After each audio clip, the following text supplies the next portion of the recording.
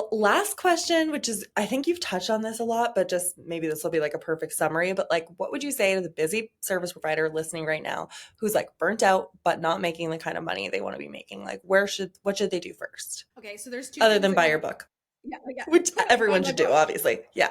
I mean, it's like a couple coffees at this point. Yeah. It's my Yeah. loss, but I am biased. So the two things I would absolutely recommend are number one, getting really clear on what that enough number is for you. What is that salary Mhm. number that you need? And I can give you a link for there's a reverse salary Oh, calculator people awesome. can use to back into it and figuring out like, okay, if I need to bring home $4,000 a month, how much do I actually need to be making in the business? What about my taxes? What about my expenses? What about that Mhm. random person I have over here helping me with that graphics or whatever? So figuring that Yeah. out is one really powerful thing because I know the second people see that number, they go, oh, so I either need to like dial back some of these expenses or I need to figure out a Mhm. way to be bringing in more money, getting very realistic with that.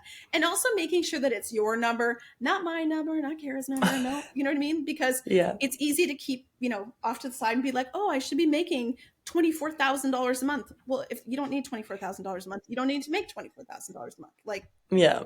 and then the second thing is, and I challenge everybody always to do this, is getting really clear on your boundaries. And like when I Mhm. say boundaries, I mean hours of work. I mean not responding to that client. So many boundary problems. Listen, there's bad clients. We're all going to have these Mhm. from time to time.